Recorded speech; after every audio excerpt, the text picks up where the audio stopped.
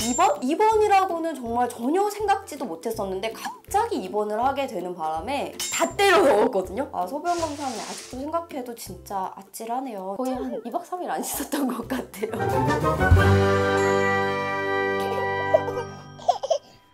안녕하세요, 라토나예요. 아기가 입원을 했을 때 생각만 해도 아찔하긴 한데 저는 찌렁이가 입원할 일이 전혀 없을 줄 알았어요. 근데 돌이 지나고 나니까 갑자기 아기가 많이 아파지기 시작하는 거예요. 막 감기도 자주 걸리고 뭐 이유 없이 갑자기 열도 나기도 하고. 그래서 저는 얼마 전에 찌렁이가 갑자기 밤에 열 감기가 엄청 심하게 온 것 같은 거예요. 근데 이유 없이 계속 열만 나고 뭐 감기 증상이라고는 뭐 콧물이 나는 것도 아니고 기침이 나는 것도 아니고 그냥 계속 열만 나는 거예요. 그래가지고 아침에 급하게 부랴부랴 해서 병원에 갔어요. 병원에 갔는데 이유 없이 열이 날 수는 없다.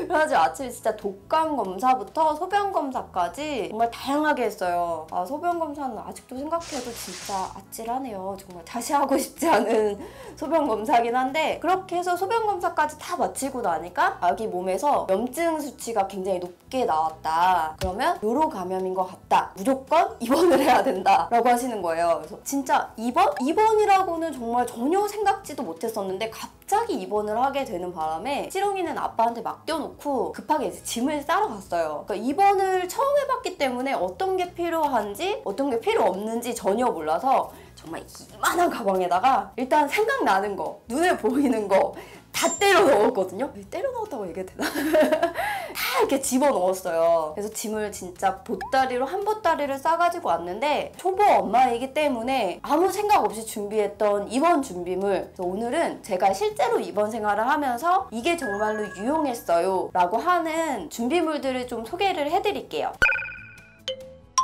일단은 입원을 하게 되면 1인실이냐 다인실이냐 그것도 굉장히 많은 영향을 끼쳐요. 찌렁이는 원래 다인실을 들어갔다가 침대가 높은 거예요. 그래서 혼자서 내려오려고 막 바둥바둥 거리다가 한번 떨어져가지고 결국은 1인실로 변경을 했거든요. 그래서 어린 아기일수록 다인실보다는 1인실이 굉장히 좋기는 해요. 보험 적용이 되지 않기 때문에 1인실이 좀 부담스러울 수 있긴 하지만 다인실보다는 1인실이 엄마에게도 훨씬 편하고 아기도 훨씬 더 잠을 편안하게 잘 수 있기 때문에 저는 개인적으로 1인실을 추천을 하는 편이에요.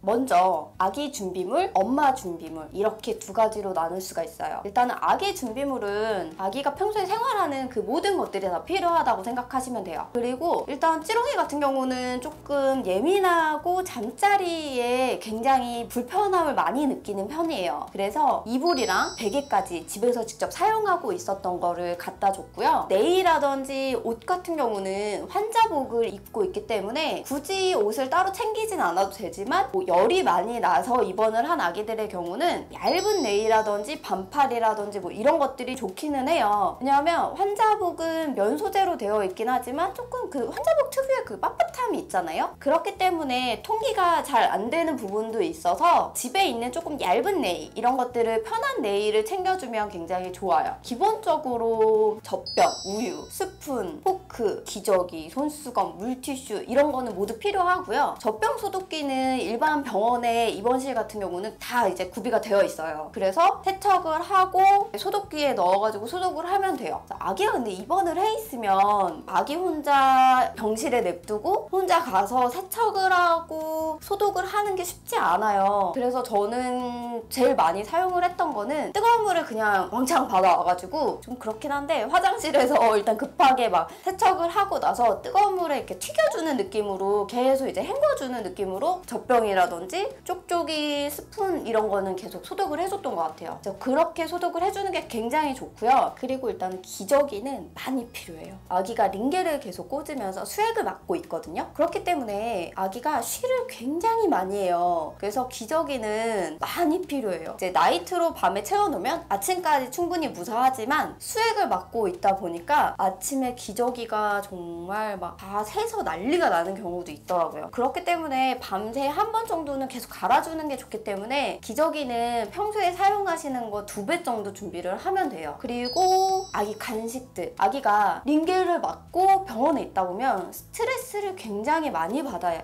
해요. 그렇기 때문에 먹지를 않아요. 아기가 정말 조금 한 입 먹고 그냥 안 먹고 환자식도 본인이 먹던 간보다 세게 되어 있는데도 불구하고 안 먹어요. 제가 먹던 통닭까지 먹여야 했을 정도로 너무 안 먹어서 집에서 정말 잘 먹던 음식들을 좀 챙겨주는 게 좋고요. 과자라든지 간식 이런 것들은 많이 챙겨서 아기가 먹는 거는 그냥 무조건 주시는 게 좋아요. 집에서는 평소에 안 주던 음식이다 라고 하셔도 이번에 있을 때는 아기가 조금 먹는 거라도 편하게 먹을 수 있고 좋아하는 걸 먹을 수 있게 엄마의 그런 절제와 이런 것들을 모두 풀어가지고 다 주시는 게 가장 좋은 것 같아요.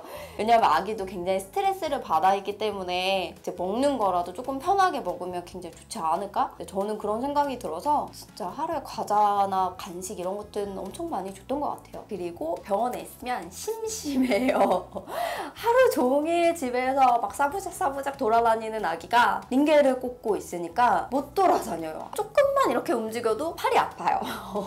그래서 되게 심심해요. 막 짜증도 나고 보채기도 하고 심심하기도 하고 막 이렇기 때문에 집에서 가지고 놀던 아기가 되게 좋아하던 장난감을 챙겨주는 게 좋아요. 근데 이제 장난감 고를 때 팁! 한 손으로 가지고 놀 수 있는 장난감을 챙겨줘야 돼요. 왜냐하면 링겔을 꽂고 있잖아요. 두 손을 못 써요. 근데 이제 만약에 뚜껑을 열어야 하고 두 손으로 사용을 해야 되는 장난감이다 라고 하면 한 손을 쓸 수 없잖아요. 굉장히 짜증이 많이 나요. 그래서 무조건 한 손으로 이제 간편하게 놀 수 있는 그런 장난감들을 챙겨주는 게 가장 좋고요. 그리고 아기가 만약에 좋아하는 영상이라든지 채널이 있다면 노트북이나 패드를 챙겨서 꾸준히 보여주는 게 좋아요. 이제 아기가 링겔의 스트레스를 좀 잊고 의사 선생님 얼굴을 좀 잊을 수 있는 그런 이제 영상을 틀어주는 게 좋거든요. 영상을 안 보는 아기들도 있지만 찌롱이는 핑크퐁과 뽀로로가 그렇게 좋아요. 뽀로로만 있으면 모든 세상이 평온해지는 그런 게 있어서 왜 뽀통령 하는지 이제 이해할 수 있는 엄마의 마음인 것 같아요. 그래서 정말 저는 하루 왼종일 그냥 계속 뽀로로, 핑크퐁, EBS 막 계속 틀어줬던 것 같아요. 기본적으로 병원은 굉장히 건조해요. 그래서 저는 이제 수건을 계속 적셔가지고 뭐 침대 위에다가 널어주거나 이렇게 목에다가 둘러주거나 막 이렇게 했거든요. 근데 이제 집에 휴대용 가습기가 있으신 분들은 따로 휴대용 가습기를 챙겨서 계속 이제 틀어주는 게 가장 좋아요. 왜냐하면 이제 아기도 계속 건조해지고 엄마가 굉장히 건조함을 많이 느낀다라고 하면은 이렇게 목이 말라서 감기 기운이 심해질 수 있는 상황이 생기더라고요. 그렇기 때문에 이렇게 좀 온습도를 맞춰줄 수 있는 가습기나 이런 것들을 챙겨주는 게 가장 좋아요. 그리고 이제 링겔을 맞고 있으면 아기가 굉장히 답답해하기 때문에 막 나가자고 보채고 막 이래요. 근데 실제로 아기가 이제 걸어 다님에도 불구하고 나가면 안아달래요.